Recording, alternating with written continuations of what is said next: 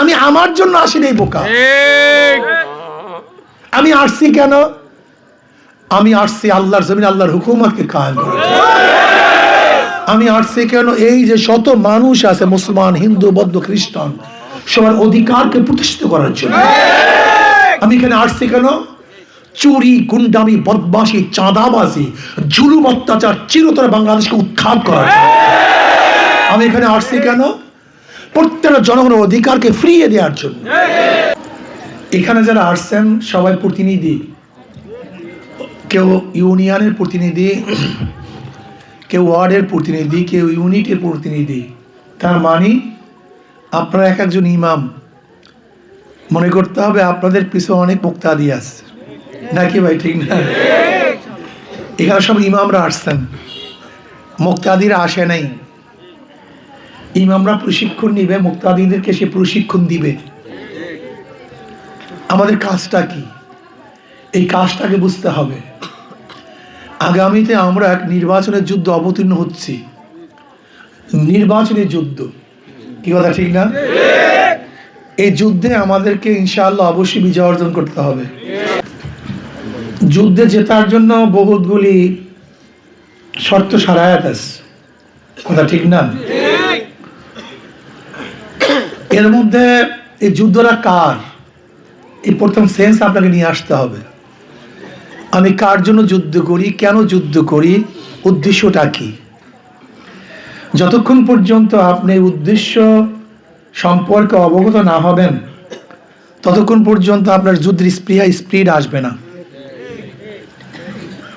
কথা ঠিক না? আপনি কেন যুদ্ধ করবেন, নির্বাচনে কেন অংশগ্রহণ করবেন, এখানে কেন সময় দিবেন? আপনার প্রতিপক্ষ যারা, তাদের অবস্থাটা কেমন?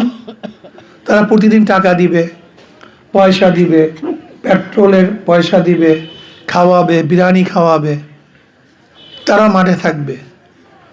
যেমন আবু জাহাল যখন বদরের ময়দানে আসছে, সেই পক্ষে প্রতিদিন কতগুলি উট জবাই হইত, প্রচুর খাদ্য ছিল, খানার কোনো অভাব ছিল না, নাকি ভাই? ভুল বললাম নাকি? সৈন্যদের তলোয়ারের কোনো অভাব ছিল না, ঘোড়ার কোনো অভাব ছিল না, সব কিছু পরিপূর্ণ ছিল। অথচ প্রতিপক্ষ ছিল জনাব মুহাম্মদ রাসূলুল্লাহ সাল্লাল্লাহু আলাইহি, আর তলোয়ার ছিল না, খাদ্য ছিল না, জুতাও ছিল না, কি কথা ঠিক না? কিন্তু তারা বিজয় অর্জন হওয়ার কারণটা কি, এইটা প্রথম মাথার মধ্যে নিতে হবে। এক দলের বিশাল বাহিনী, বিশাল কাফেলা, তাদের সব কিছু ছিল। অন্যদিকে মুসলমানদের বাহিনীর মধ্যে সংখ্যাও কম, তলোয়ার নাই, ঘোড়া টোড়া খুবই কম, খাদ্যও ছিল না।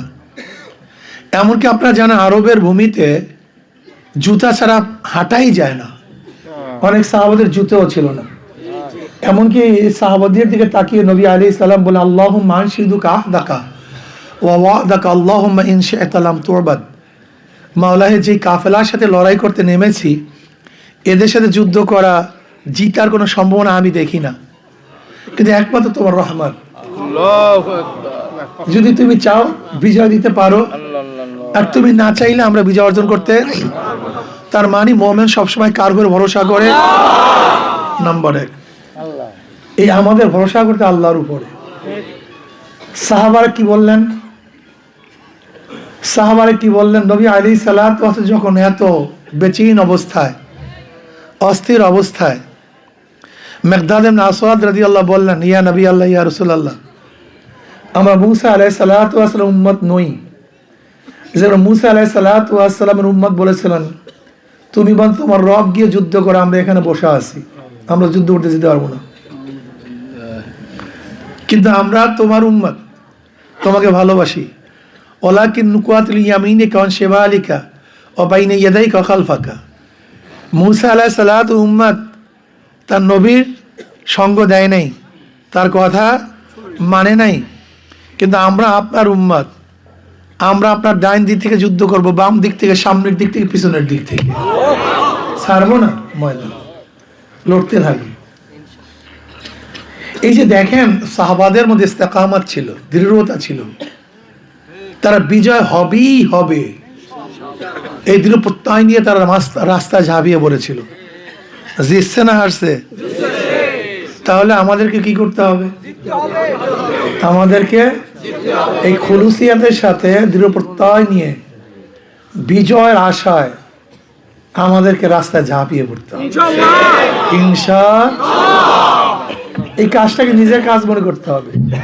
কেমন? তারেক বিন জিয়াদ রহমত স্পেন দখল করেছিলেন, স্পেন বিজয় করছিলেন। তারেক বিন জিয়াদ রহমতুল্লাহ আলাই, এই আপনাদের নদী আছে না, এরকম নদীর উপরে স্পেন, নদীর উপরে নৌকা দিয়ে পাড়ি দিয়ে উপরে গেছে, গিয়া সমস্ত নৌকাগুলিকে জ্বালিয়ে দিস। তারেক বিন জিয়াদ রহমতুল্লাহ আলাই সৈন্যদেরকে বললেন, এখন তোমাদের পথ দুইটা, হয়তো কাপুরুষের মতো নদীতে ঝাঁপ দাও অথবা বীরের মতো লড়াই করে জিতো, এর ছাড়া কোনো পথ নেই। হয়তো মরো অথবা বীরের মতো লড়াই করে তারপর মৃত্যুবরণ করো, শহীদ হও বা বিজয় হও, পথ দুইটা, যা করো করো, পিছনে যাওয়ার কোনো সুযোগ নেই। মাত্র কয়েক হাজার শূন্য, 5,000 শূন্য স্পেনকে বিজয় করে ফেলছে। এর নাম কর্মী, এর নাম যোদ্ধা। যোদ্ধা হতে হবে আপনাদেরকে। এই কাজটা কার, এটা পরের প্রথম মাথার মধ্যে ঢুকাতে হবে। যদি মনে হয় কাজটা আমার না, অমুকের কাজ, কাজ হবে না। দেখেন নিজের ঘর যখন তৈরি করেন তখন দেখেন তো কাজের স্প্রিয়া কেমন আসে। যখন নিজের খেতে কাজ করেন দেখেন তো কর্ম স্প্রিয়া কেমন আসে। যখন নিজের সন্তান অসুস্থ হয় দেখেন তো মনে ব্যথাটা কেমন লাগে। যখন সংসারে কিছু প্রয়োজন হয় তখন কেমন লাগে। এটিকে নিজের মনে করতে হবে। যদি নিজের মনে করেন তাহলে কোথার থেকে কি হবে আপনি নিজেও জানবেন না। আর এইটা যদি পরের মনে করেন তাহলে কিছুই করতে পারবেন না। ভাই মোবাইল বন্ধ করতে বলছিলাম, কারণ মোবাইলের সাউন্ড না হয়। এই জন্য এই কাজটাকে প্রথম নিজের কাজ মনে করতে হবে। আমি বিশ্বাস করি এইমাত্র যে কথাগুলি বললাম, হিম্মত, খুলুসিয়াত, হিম্মতে খুলুস, তরবিয়াতে খুলুস, নিয়াতে খুলুস, নিয়াতে খুলুস, হিম্মতে খুলুস, তরবিয়াতে খুলুস, এই তিনটা গুণ যদি আমাদের মধ্যে থাকে, ওরা 1000 কর্মী, আপনারা একজন সমান হবে, কোনো সন্দেহ নেই। ওরা 2 ঘন্টা কাজ করবে, আপনি দেখবেন 8 ঘন্টা কাজ করতেছেন, আপনি ক্লান্ত হবেন না, আপনি ক্লান্ত হবেন না, বিশ্বাস হয় না। 2003 আমির মুজাহিদ হযরত পিশাউস দামাত বরকাতুহু যখন চেয়ারম্যান নির্বাচন করছেন, আমি তখন ওই নির্বাচনের প্রধান পরিচালক ছিলাম। ওটা আমাদের জীবন মরণের লড়াই ছিল, এক নির্বাচন। আপনারা আমার কথা বিশ্বাস করবেন না, আমি 24 ঘন্টার মাত্র কোনো সময় 2 ঘন্টা 4 ঘন্টা ঘুমাতাম, 24 ঘন্টা। কিন্তু আমি ক্লান্ত হতাম না, শ্রান্ত হতাম না। যেমন যারা মাজুব হয়ে যায় তারা কিন্তু ঘুমায় না, কিন্তু স্বাস্থ্য ঠিকই থাকে। ঠিক আমি মাজুব হয়ে গেছিলাম। শুধু আমার মোটর সাইকেলে আমি প্রায় 3-4 ব্যারেল তেল পুষছি, খালি আমার মোটর সাইকেলে। শীতের রাত্র ছিল, কনকনে শীত। সোজা আমি মনে করছিলাম আমি যে কি হয়ে গেছিলাম উম্মত, আমি নিজে কিছু বুঝতে পারতাম না, কারণ ওটা বিশাল ছিল অবস্থা। আপনারা জানেন 2003 সেই নির্বাচন, তখন জুয়ানও ছিলাম, সেইভাবে তাগড়া ছিলাম, কিন্তু আমার কোনো ক্লান্ত শ্রান্তি কিচ্ছু আসতো না। ইনশাআল্লাহ যেখানে সবাই মনে করছে হারবো, কিন্তু সেখানে আমরা ব্যাপক ভোটে জিতছি। এরকম কিছু ত্যাগী কর্মী চাই, স্বার্থহীন কিছু কর্মী চাই, ত্যাগী কিছু কর্মী চাই, কিছু ত্যাগী। ওয়াজাহিদু ফিল্লাহি হাক্কা জিহাদ, যারা ত্যাগী হবেন। জাহদুন জুহদুন জিহাদুন, সর্বোচ্চ ত্যাগ, সর্বোচ্চ ত্যাগ, কোশেশ, মুশাক্কাত, তাকাত, ইনতাহি দরজার শেষ চেষ্টাকে জুহুদ বলা হয়, মানে চেষ্টার শেষ। মাত্র কয়দিন, মাত্র কয়েকটা দিন, কিসের 3 মাস? আজকে নভেম্বরের 22 তারিখ, নভেম্বর তো শেষ, আজকে 22 তারিখ। ডিসেম্বরের প্রথম দিকে তফসিল ঘোষণা, ফেব্রুয়ারি প্রথম, মানে 3, 5 বা 7 তারিখের মধ্যে নির্বাচন। কই সময়, কই সময় তো নেই। এই সময়টা নাই, কিন্তু সময়কে যদি আপনি বন্টন করতে পারেন, সময়টাকে বন্টন করতে পারেন, সময় বরকত হবে। সময়কে আপনার মাথা যে বিশ্বাস করেন, আমি কোনো সময়, আমি সব সময়টা কাজের মধ্যে থাকি। যখন গাড়িতে থাকি হয়তো মোবাইল করি, বা একটা কিতাব পড়ি, বা একটা আয়াত মুখস্থ করি, বা হাদিস দেখি, বা ব্যবসার কাজ দেখি, বা এইটা দেখি। মানে আমি সব সময় কখনোই কাজ ছাড়া বা জিকির আজকার একটা না একটা, আমি দেখবেন আমি একটা কাজের মধ্যে ব্যস্ত থাকি। মানুষের সময় কই, হায়াত কতদিন, কতদিন হায়াত? প্রতি সেকেন্ডের দাম অনেক বেশি। যে সময়কে কাজে লাগাতে পারে সে দুনিয়া তো কামিয়াব হতে, আখেরা তো কামিয়াব হয়। সময়ের গুরুত্ব আমাদের মধ্যে নেই। আল্লাহ পাক সময়কে কত গুরুত্ব দিয়েছেন। এই যে আমাদের হিন্দু বাবারা যারা পূজা করে সময় মতো, সময় মতো পূজা করতে হয়, সময় ছাড়া পূজা হয় না। আমরা নামাজ পড়ি, কিভাবে নামাজ পড়ি? সময় ছাড়া নামাজ হয় না। আমরা রোজা রাখি কেমন? সময়, এই সময় থেকে আমরা হজ করি কেমন? সময় ছাড়া হজ হয় না। আপনি এখন আরামের মধ্যে ঘুমায় থাকেন, কি ফায়দা? আপনি মুজদালিফায় পড়ে থাকেন, কি লাভটা কি? এখন জামানা থেকে হাজারো পাথর, মানে লাভটা কি? সময় মতো হয়নি। সময়ের অনেক গুরুত্ব। আমার হিন্দু ভাইদেরকে বুঝান যে আপনার ইসলাম ফোবিয়া কেন? ইসলাম ফোবিয়া কেন? ইসলাম তো শান্তি, ইসলাম তো সবার জন্য। আল্লাহ ভক্ত আমাকে বের করেছে উখরিজাত লিন্নাস, সমস্ত মানুষের জন্য, মানুষের কল্যাণের জন্য। আমি আজকে বাকেরগঞ্জের ওই পারে আলোচনা করলাম, অনেক হিন্দু ভাইরা ছিল। আমি বললাম আপনাদের ধারণা কি, আমি কি কোনো হিন্দু মেয়েদের সাথে ইফটিজিং করতে পারবো? কথা বলেন। ওই হিন্দুরা সাক্ষী দিচ্ছেন না হুজুর, না এটা সম্ভব না। আমি বললাম আমি কোনো হিন্দু মেয়েদেরকে সিলোথানি করতে পারবো? বল না হুজুর। আমি বললাম আপনারা মনে মনে প্রশ্ন করেন, আপনার অন্তরে প্রশ্ন করেন, আমি কি আপনার জমি দখল করতে পারবো? না। আমি বললাম আপনি আপনার কাছে প্রশ্ন করেন, আমি জুলুম করতে পারবো? না। তার মানে আপনি বলেন আমি জুলুম করব না, অত্যাচার করবো না, ইফটিজিং করবো না, সিলোথানি করবো না, অন্যায় করবো না, অবিচার করবো না, তাহলে আপনার চাওয়াটা কি? একজন হিন্দুর চাওয়াটা কি আমাকে বলেন তো? একজন হিন্দু কি চায়? একজন হিন্দু চায় যে নির্বিঘ্নে সে পূজা করবে, নির্বিঘ্নে সে ধর্ম পালন করবে। একজন হিন্দু কি চায়? নির্বিঘ্নে সে ব্যবসা বাণিজ্য করবে। একজন হিন্দু কি চায়? নির্বিঘ্নে সে চলাফেরা করবে, আমি দেশের নাগরিক। একজন হিন্দু কি নিয়ে চায়? সেটা ইজ্জত হানি যেন না ঘটে, ইজ্জত আবরু নিয়ে ঘরে ফিরতে পারে। একজন হিন্দু কি চায়? আমি গরিব ক্ষুধার্ত, আমার পাশে কেউ দাঁড়াক, এই যে সে চায়। আপনি ইসলাম সম্পর্কে যেহেতু বয়ানেও আসেন না, জানবেন কিভাবে? নবী ইব্রাহিম আলাইহিস সালাতু ওয়াস সালাম দস্তারখানে বসছেন, তিনি মেহমান ছাড়া খানা খেতেন না। মেহমান নাই, এক মুশরিক পেয়েছে, সে বিসমিল্লাহ লাত উজ্জার নামে খানা খাওয়া শুরু। তুমি আমার সামনে আল্লাহকে বাদ দিয়া তোমার মূর্তির নামে খানা খাও, এটা আমার দস্তারখানে হবে না। বলে আমি তো তোমার এখানে খানা খাওয়ার জন্য আসছি, তোমার রবের নাম নেওয়ার জন্য আসি নেই। না ঠিক আছে, তোর রবের নাম নেব না, যাও। উনি উঠে রওনা করছে।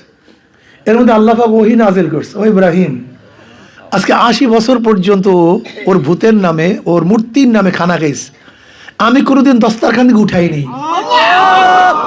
আর একদিন তোর সামনে বলার কারণে উঠাই দিছ। তুই জানো আমি রেজেক কাম করছি, রেজেক সবার জন্য। হিন্দুর জমিনেও যে বৃষ্টি, মুসলমানের জমিনে সব সমান, পানি সব সমান, খাদ্য সব সমান, দেহ গোশত সবই সমান। ইসলাম তো প্রত্যেকটা মানুষকে নয়, প্রত্যেকটা মাখলুকাতকে সহযোগিতা দেওয়ার জন্য আসছে। ওমা আরসালনাকা ইল্লা রাহমাতাল লিল আলামিন। আপনি দেখবেন ভারতের বহুত বড় বড় পণ্ডিত, তাদের বক্তৃতাগুলো আমি শুনি রীতিমতো। ভারতের বহুত হিন্দু বড় বড় পণ্ডিতের বক্তৃতা আমি রীতিমতো শুনি। ওমা আরসালনাকা ইল্লা রাহমাতাল লিল আলামিনের উপর তারা যে বক্তব্য দেয়, যা চিন্তাও করা যায় না। তারা জানে, পড়াশোনা করে। কাজে আমি মনে করি আমার হিন্দু ভাইদেরকে একটা কথা অনুরোধ করতে চাই, আপনার প্রতিনিধি হিসাবে সবাইকে জানিয়ে দিয়েন, আপনার জীবনভর নৌকা দেখছেন, ধানের শীষ দেখছেন, নাঙ্গল দেখছেন, শুধু পরীক্ষার জন্য, শুধু পরীক্ষার জন্য। শুধু পরীক্ষার জন্য 5টা বছর পরীক্ষার 5টা বছর দরকার নেই। আমাদের দেশ তো প্রচলিত গণতন্ত্রের দেশ, যদি বিয়াকুফি বা বনপুত্র না হয় আন্দোলন করার সুযোগ আছে কি নেই? কি না, ওর সুযোগ আছে কি নেই? সুযোগ তো আছে। মাত্র 5টা বছর দেখেন, ইনশাআল্লাহ আশা করি কোন হিন্দুরা দ্বিতীয় অন্য কোন জায়গায় হাত পাকা ছাড়া ভোট দিবে না। আমি চ্যালেঞ্জ দিলাম, দিবে না।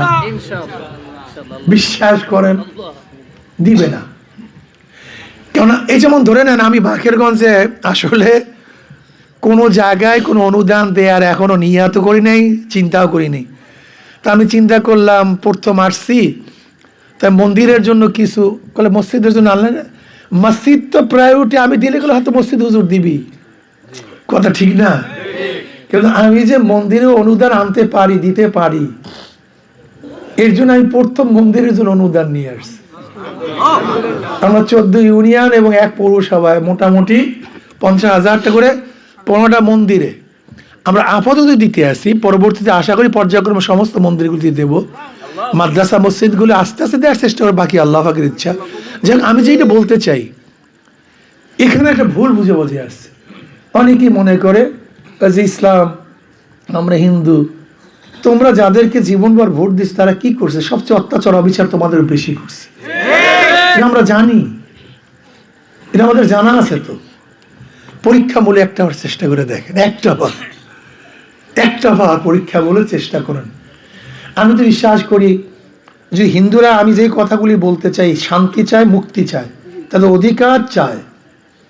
সোজা কথা, একজন নাগরিকের যেই পরিমাণ অধিকার, সেই অধিকার যদি তারা চায়, হাত পাখার বিকল্প নেই। আপনাদের ধারণা কি আমার দাদু, আমি কি কথা বলে মিথ্যা কথা বলতেছি? বলেন আপনি, আপনার মনে কি বলে? আমি কি মিথ্যা কথা বলতেছি? 100% সত্য। কেন একজন মিথ্যাবাদী যত জনপ্রতিনিধি হতে পারে না। একজন মিথ্যাবাদী, আমাদের দেশে মিথ্যকটা সবচেয়ে বড় জনপ্রতিনিধি। মিথ্যক তো জনপ্রতিনিধি হতে পারে না। কারণ আমি কি করব এখনো করি নাই, করব। তারপরে আমার যদি আপনার আস্থাই না থাকে, তা আপনি আমার কথা বিশ্বাস করবেন কিভাবে? যদি আমাদের দেশের মানুষের সামান্য জ্ঞান থাকতো, সামান্য মানবতা এবং মানবিক মেজাজ থাকতো, তাহলে কোনো ব্যক্তি ওই সমস্ত ধানের শীষ, নৌকা, নাঙ্গলে ভোট দিতে পারতই না। কিন্তু আমাদের দেশে সমস্ত মানবিক জ্ঞান নাই তাদের। এত মিথ্যা কথা বলে, এত ধোঁকাবাজি করে, এত ছয়চাতুরি করে।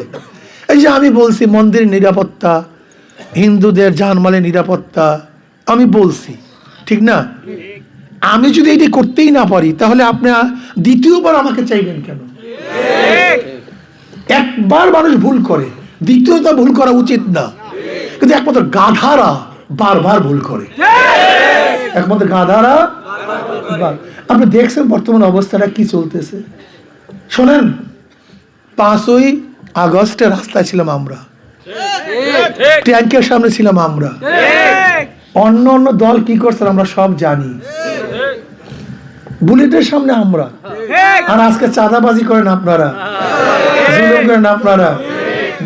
আমার লাগবে, আমি বলার অধিকার রাখি, আমি বলবো, আমি বলার অধিকার রাখি। তুমি রাস্তায় ছিল না, তোমরা কেউ রাস্তায় ছিল? তারেক সাহেব রাস্তায় ছিল, ফখরুল সাহেব রাস্তায় ছিল, হ্যাঁ, সালাউদ্দিন সাহেবকে রাস্তায় ছিল নাকি? আমাকে দেখাও কে রাস্তায় ছিল। আমি ছিলাম রাস্তায়, আমরা ছিলাম রাস্তায়। কাজে অধিকার তো আমারই, তোমাদের বলার অধিকার নেই। অথচ দেখা যায় আন্দোলন করো আমরা, সংগ্রাম করো, চাঁদাবাজি করে তারা। আপনারা দেখছেন ভোলায় তজিমুদ্দিনে চাঁদা চাইছে, স্বামী চাঁদা দিতে পারেনি, স্বামীকে বেঁধে রেখে স্ত্রীকে সবাই সামনে হত্যা করছে, দর্শন করছে। এই তজিমুদ্দিনে একটা বগুড়ায় এক বিএনপির নেতা এক মেয়েকে পছন্দ হয়েছে, প্রস্তাব দিচ্ছে, বাবাই রাজি হয় নাই, মেয়ের সামনে বাবাকে হত্যা করছে। কি অসুবিধা, খবরটা কি দেখেন। এই গতকালকে মিটফোর্ডের অবস্থা দেখেন, প্রতিদিন এত। বরিশালে কোনো খবর আপনারা পান? অথচ বরিশালে প্রত্যেকটা জায়গায় চাঁদাবাজি, প্রত্যেকটা জায়গায়। কিন্তু কয়টা বাকেরগঞ্জে কয়টা খবর আছে কত? কিন্তু প্রত্যেকটা জায়গায় চাঁদাবাজি। আমি যেটা বললাম যে মিডিয়ায় আসে কয়টা, আমি সেইটা বলতে চাই যে প্রত্যেক জায়গায় চাঁদাবাজি, মিডিয়ায় কয়টা আসে? যেরকম সাগরের মধ্যে বরফের অংশ যতটুকু দেখা যায়, এর সে কয়েকশো গুণ নিচে থাকে। চাঁদাবাজি, দখলবাজি আমরা যা মোটামুটি দেখি, আর সে কোটি গুণ বেশি হচ্ছে। এর জন্য কি আন্দোলন? এর জন্য মানুষ জীবন দিয়েছিল, এর জন্য রক্ত দিয়েছিল। আওয়ামী লীগের দোষ কি ছিল? নামতে দেয় না, হুমকি দেয়, ধুমকি দেয়। এখন তারা কি করে? তার মানে তুমি যেই কথা জীবনবার বলছো, নামতে দেয় না, আমাদের অধিকার হরণ করতেছে, বাক শক্তি নষ্ট করতেছে, আমাদের অধিকারকে হরণ করে পোস্টার লাগাতে দেয় না, তুমি কি করতেছো? একই তো কাজ করতেছে। আওয়ামী লীগের দোষটা কি? এইটা আমরা চাই না। আমরা এমন সমাজ গড়তে চাই যেখানে সবার অধিকার সমান থাকবে, সমস্ত দলের অধিকার সমান থাকবে। ধানের শেষ কাজ করবে, অমুক দল কাজ, সমস্যা কি? জনগণ যাকে নির্বাচিত করবে সে নির্বাচিত হবে, সমস্যা কি? আমাকে মারামারি কইরা, কাটাকাটি কইরা, এইটা কইরা সেইটা করে দরকারটা কি তোমার? ভাইজলামি করা। যাই হোক, আমি কর্মী ভাইদেরকে বলবো, এই কাজটাকে নিজের কাজ মনে করতে হবে। যদি মনে করি অমুকের কাজ, আমি আগেই শর্ত লাগাইছি, আমি এখন পর্যন্ত বাকেরগঞ্জে নির্বাচন করব কি করব না সে দায় দায়িত্ব আপনাদের। যদি আমি দেখি বা বুঝি, আমার অন্তর গাওয়া দেয় যে সমস্ত দায়িত্বশীলরা এটাকে নিজের নির্বাচন মনে করতেছে, নিজে ক্যান্ডিডেট মনে করতেছে, আপনি ক্যান্ডিডেট এটা মনে করে না, প্রত্যেকে নিজে ক্যান্ডিডেট মনে করে, এরকম ভাবলে আমি আসব। নয়তো আমার নাক এবং কান চেহারার মধ্যে কালি লেপন করতে আমি আসবো না। আমি আগেই বলছি, বাকেরগঞ্জ আর চরমোনাই সবচেয়ে কাছাকাছি। আমাদের বরিশাল যাইতে টোল লাগে, কিন্তু বাকেরগঞ্জ আসতে টোল লাগে না। বরিশাল যাইতে সময় লাগে, আমার বাকেরগঞ্জ আসতে সময় লাগে না। এই তো চরমোনাই আর বাকেরগঞ্জ। আমি কথাটা বুঝাতে পারছি? যদি এইটাকে নিজের কাজ মনে করেন, ধরে নেন আমি ওখানে তোর বিয়ার দিস, যদি আমি কারোর বাড়ি, দাদুর বাড়িতে যদি যাই, দাদু আপনার বাড়িতে একদিন খানা খাবো, তিনি আমাকে মেহমানদারি করাবে না? হ্যাঁ, তা আমি তো মেহমান যদি হই, খরচ করবা, তো এখন খরচ করো না কেন? কথা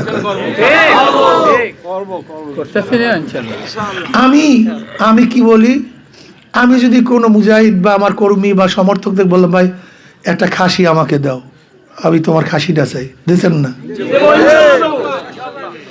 যদি কেউ পাঁচটা, অনেক ভাই এরকম আছে, যদি আমি ভাই তোমার গরুটা মারি দিয়ে দাও, এরকম অনেক আছে যে নিজের গরুটা দিয়ে, এরকম নাই? অনেক মুজাহিদ, অনেক কর্মীরা আছে এরকম, ভাই তোমার এই একটা গাছ আমি চাই, গাছ, ওই গাছটা আমাকে দাও, এরকম দেওয়ার মতো একজনও নাই। আমি কি বুঝাতে চাই, যদি কারোর বাড়িতে মেহমান হই, যে ভাই একবেলা খাবো আমার কিছু লোকজন নিয়ে, আমার মনে হয় যে এটা ভিক্ষুক, সেও বলে হুজুর ঠিক আছে, কি কথা ঠিক না? কি খরচ হবে কি হবে না? তো এখন খরচ করেন না কেন? এই কাজটাকে নিজের কাজ মনে করেন। এখানে আমার কোনো ফায়দা নেই, আমার কোনো লাভ নেই, বিশ্বাস করেন। আমি বাকেরগঞ্জও বললাম, ধরে নেন আমি যদি আল্লাহ না করুক, আল্লাহ করুক বা না করুক, আল্লাহ ভালো জানে, আমি জানি না, যদি এখানে নির্বাচিত হন, আপনারা হাত পাকে নির্বাচিত হন, আপনারা যাকে মনোনয়ন, ধরেন আমাকে যদি আপনারা নির্বাচিত করেন, ধরে নেন সেখানে যদি আমি এমপির বেতন পাই, সে বেতনকে আমি নিব মনে করছি? আমার দরকার আছে সরকারি বেতন। বলতো যে শেখছেন কোথায়, একটা প্রশ্ন আছে কি নেই? এটা শেখছেন কোথায়? এটা আপনার নিজের থেকে শেখছেন কোথায়? আবু বকর রাদিয়াল্লাহু তাআলা খলিফা হওয়ার পরে তিনি গাঠি নিয়ে, কাপড়ের গাঠি নিয়ে বাজারে রওনা করছেন। ওমর ইবনে খাত্তাব রাদিয়াল্লাহুর সাথে সাক্ষাৎ। কই যান আবু বকর? কলে বাজারে যাই ব্যবসা করার জন্য। কলে কাঁধে কি? কলে কাপড়ের গাঠি। কলে গোটা উম্মতের বোঝা আপনার কাঁধে, আর আপনার কাপড়ের গাঠি নিয়ে রওনা করছেন। বলে আবু বকর খাবো কি, ওমর খাবো কি, সংসার চলবে কিভাবে? বলে আসেন বাইতুল মাল থেকে আপনার জন্য কিছু ভাতা নির্ধারণ। জানেন ভাতার পরিমাণ কি ছিল? একজন মধ্যবিত্তি পরিবার চলার জন্য, একজন মধ্যবিত্তি পরিবার চলার জন্য যেই পরিমাণের ভাতা, এই পরিমাণের ভাতা নির্ধারণ করা হয়েছে বাদশার জন্য, খলিফার জন্য, আমিরের জন্য, প্রেসিডেন্টের জন্য। একদিন আবু বকর রাদিয়াল্লাহু আনহু স্ত্রী বলছে একটু মিষ্টি খেতে মনে চায়। কি খেতে মনে চায়? মিষ্টি। টাকা তো নাই আমার কাছে, আমার কাছে টাকা নাই। এবার তার স্ত্রী করছেন কই যে বাইতুল মাল থেকে যে ভাতা পাইতেন তার থেকে অল্প অল্প অল্প অল্প অল্প অল্প করে জোগাইতেছে। কয়েকদিন পর তার হাতে দিস, বলে এই টাকা নেন, এই যে মিষ্টি ক্রয় করেন। টাকা পাইছো কই? বলে ওই যে আপনি আমার কাছে সংসারের জন্য যে টাকা দেন তার থেকে একটু একটু একটু জোগাইতে জোগাইতে এটা করছে। তাতে এটা তো অতিরিক্ত আনি, তার মানে এত তোমার লাগে না। মিষ্টি তো আনলেনি না, ওই টাকা ফেরত দিলেন বাইতুল মালে, এবং ওই পরিমাণের ভাতা কম নেওয়া শুরু করছে। এরপর মৃত্যুর আগে চিন্তা করলেন আমি যেই পরিমাণে টাকা আনলাম জনগণের, না জানি কি হয়। মৃত্যুর আগে, ইন্তেকালের আগে সে 50,000 দিরহাম সব বাইতুল মালে দান করে দিয়েছে। আমরা সেখান থেকে শিখছি, এখান থেকে আমাদের শিক্ষা। এখানে যদি ধরে নেন, আমরা এই যে বলছি মানে ধরে নেন যদি গাড়ি আপনাদের বিনা ট্যাক্সে আছে বাংলাদেশের আইন, আমি করবো কি? আল্লাহ তো আমাকে ভালোই দিছে, নিজে খাই হলে ভালো আছি, সেটাও তো এই জনগণের জন্যই ব্যয় করবো। এখানে দেখেন আমার কোনো লাভ নেই, কিন্তু এটা আপনার প্রথম মাথার মধ্যে দিতে হবে। আচ্ছা বলেন তো, আমাদেরকে আল্লাহ পাক যে সম্মান ইজ্জত দান করছে, কতটা এমপি সম্মান ইজ্জত আল্লাহ এর ধারে কাছে কেউ আছে? বলে ধারে কাছে কিসের মন্ত্রী ঠন্ত্রী? আল্লাহ তো ইজ্জত সম্মান, একটা মানুষ যেই পরিমাণ ইজ্জতের প্রয়োজন, সম্মানের প্রয়োজন, তার সাথে তো আল্লাহ পাক এমনিতে অনেক বেশি দিয়ে রাখছে। আবার যেই পরিমাণ চলার জন্য যেই পরিমাণ অর্থের প্রয়োজন আল্লাহ পাক সেই পরিমাণ দিয়ে রাখছেন, তার চেয়েও বেশি দিয়ে রাখছেন। এখান থেকে আমার সম্মানেরও দরকার নাই, অর্থেরও। তাই বলতে পারো হুজুর আপনি আসছেন কেন? আমি তো আমার জন্য আসি নাই, এইটাই তো মাসালা, প্রশ্নই তো এখানে। আমি আমার জন্য আসি নাই বোকা। আমি আসছি কেন? আমি আসছি আল্লাহর জমিন আল্লাহর হুকুমতকে কায়েম করতে। আমি আসছি কেন? এই যে শত মানুষ আছে, মুসলমান, হিন্দু, বৌদ্ধ, খ্রিস্টান, সবার অধিকারকে প্রতিষ্ঠিত করার জন্য। আমি এখানে আসছি কেন? চুরি, গুন্ডামি, বদমাশি, চাঁদাবাজি, জুলুম, অত্যাচার চিরতরে বাংলাদেশকে উৎখাত করার জন্য। আমি এখানে আসছি কেন? প্রত্যেকটা জনগণের অধিকারকে ফিরিয়ে দেওয়ার জন্য। আপনারা দেখেছেন বিগত দিনের তথ্যমন্ত্রী তিনি কি বলেছেন? বরাদ্দ হয় 100 টাকা, গ্রামে পৌঁছে 10 টাকা। পরিকল্পনা মন্ত্রী বরাদ্দ হয় 100 টাকা আর গ্রামে পৌঁছে 10 টাকা। ওই যে মাঝখানে 90 টাকা চুরি হয় ঘাটে ঘাটে, ওই 90 টাকার ঘাট বন্ধ করে 100 টাকা গরিবের কাছে পৌঁছে দেওয়ার জন্য আমি আসছি।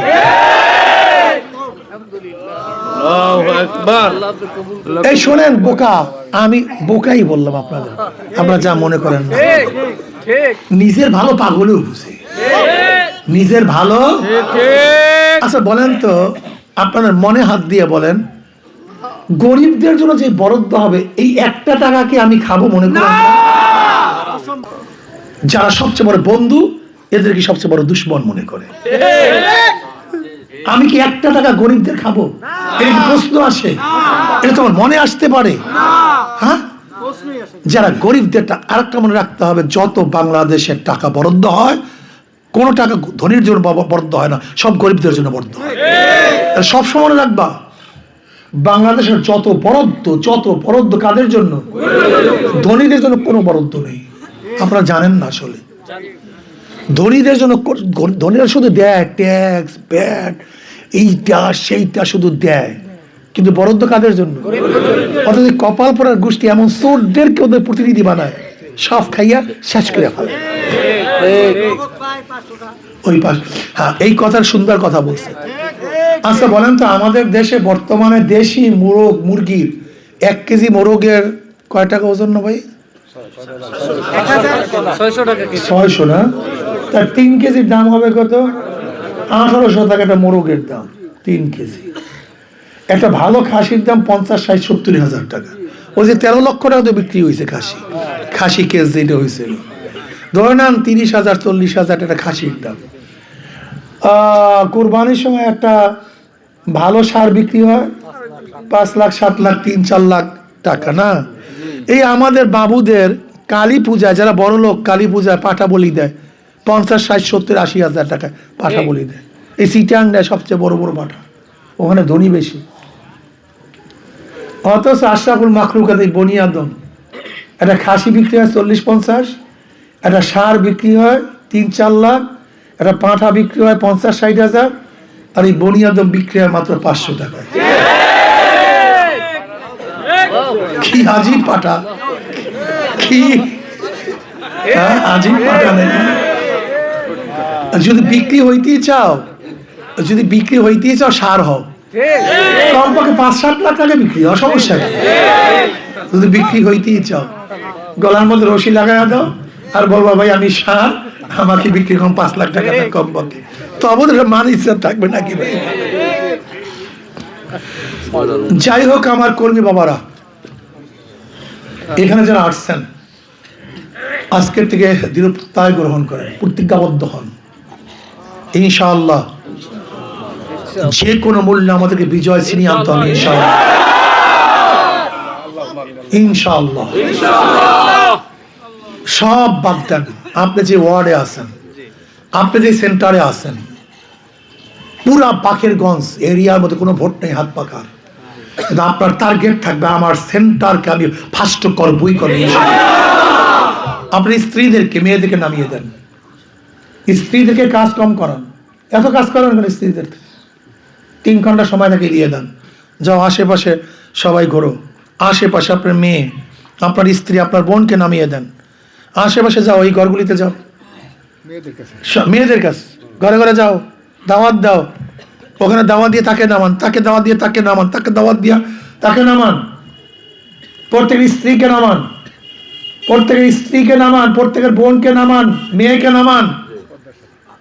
পর্দা তো ফরজ, এটা আবার বলতে হবে কেন? মুসলমানদের পর্দা ফরজ, পর্দার সাথে নামায় দেন, ওদেরকে বুঝান। ইনশাআল্লাহ হাত পাখাকে বিজয় করার জন্য তোমাকে চেষ্টা করতে হবে। আল্লামা ইবনে কাসির রহমাতুল্লাহ আলাইহি ফরমান, খানসা রাদিয়াল্লাহু আনহা ইসলামের যুগে তিনি একজন বহু বড় কবি ছিলেন। তার চেয়ে বড় কবি না আগে ছিল, না তার জমানায় ছিল, তার না পয়রা আসবে। একজন মহিলা, তিনি নিজ ইচ্ছায় ইসলাম গ্রহণ করেছেন। অনেক বড় কবি, অনেক বড় সাহিত্যিক, যুদ্ধে হাজির হয়ে গেছেন, 4 ছেলেকে নিয়ে গেছেন। ইয়া আইয়ুহাল্লাযীনা আমানুসবিরু ওয়াসাবিরু ওয়ারাবিতু ওয়াত্তাকুল্লাহা লাআল্লাকুম তুফলিহুন। এই আয়াত তাকরীর করতেছেন ছেলেদের সামনে, হ্যাঁ ছেলেরা, আগামীকাল যুদ্ধ শুরু হয়ে যাবে। আগামীকাল যখন যুদ্ধের স্প্রিঙ্গ বেড়ে উঠবে, অগ্নিশিখা জ্বলে উঠবে, তোমরা তখন যুদ্ধের মধ্যে ঝাঁপিয়ে পড়বা, পিছে পা হবে না। আমি যেন শহীদের মা হয়ে কিয়ামতের ময়দানে উঠতে পারি। মেয়ে হয়ে, একজন মা হয়ে তার সন্তানদেরকে কি তালিম দিতে আস। যুদ্ধ শুরু হয়ে গেছে, সংক্ষিপ্ত বলতেছি, যুদ্ধ শুরু হয়ে গেছে, যুদ্ধের দাবানল বেজে উঠছে। তার কাছে খবর আসছে আপনার এক ছেলে দুনিয়া থেকে শহীদ হয়ে গেছে। তিনি বলেন আলহামদুলিল্লাহ। আবার খবর আসছে আপনার দ্বিতীয় ছেলে দুনিয়া থেকে শহীদ হয়ে গেছে, বলেন আলহামদুলিল্লাহ। আবারও খবর আসছে তৃতীয় ছেলে শহীদ হয়ে গেছে, বলেন আলহামদুলিল্লাহ। এরপর খবর আসছে আপনার চতুর্থ ছেলে শহীদ হয়ে গেছে, বলেন আলহামদুলিল্লাহ। আমি কিয়ামতের মধ্যে গর্বিত শহীদের মা। মহিলাদের ঘটনা। আল্লাহু আকবার, আল্লাহু আকবার, আল্লাহু আকবার। কাজে আসেন আমার মা বোন যে যেখানে আছে, পর্দার সহকারে আশেপাশে নামিয়ে দেব। যুদ্ধ শেষ নয়, সমাপ্ত মোদের কর্মমোদের অবকাশ কোথায়? বিশ্রামের নহে, সমাপ্ত কর্মমোদে। আজকের থেকে ইনশাআল্লাহ হিম্মত খুলুসিয়াতে সে নেমে যাবো, রাত নাই দিন নাই, সময়কে বন্টন করব। আগামী মাহফিল আসতেছে, আমাদের মাহফিলের প্রস্তুতি নিতে হবে। প্রত্যেক ওয়ার্ড থেকে আমাদের নতুন নতুন ভাইদেরকে শুধু আমরা নির্বাচনী উদ্দেশ্য না, তাদেরকে তালিম আদর্শ শিক্ষা দেওয়া আমাদের সবচেয়ে বড় উদ্দেশ্য। এখন থেকে নতুন নতুন ভাইদেরকে আমরা চরমনাই মাহফিলে কাফেলাবদ্ধ হয়ে প্রত্যেক ওয়ার্ড থেকে নতুন নতুন কাফেলা যাবে, প্রত্যেক ওয়ার্ড থেকে। কি কথা ঠিক না? ইনশাআল্লাহ চরমনাই ময়দানে প্রস্তুতি নেই, নির্বাচনের প্রস্তুতি নেই, যেইভাবে যেরকম ডিরেকশন দেওয়া হবে কাজ করতে সবাই রাজি আছেন ইনশাআল্লাহ? যদি আপনারা কাজ করেন তাহলে আমি আপনাদের সহযোগী হব। আর যদি মনে করেন না হুজুর আপনি আপনার কাজ করেন, আমাকে পাবেন না, কিন্তু আমাকে পাবেন না। আপনার যাকে ইচ্ছা তাকে নিয়ে কাজ করেন, কিন্তু আমি যখন দেখব যে এই সমস্ত কর্মী বাহিনীরা নিজেদের তাগিদে নিজেদের প্রয়োজনে আমাকে ডাকছে, তখন আপনাদের সাড়া দেব।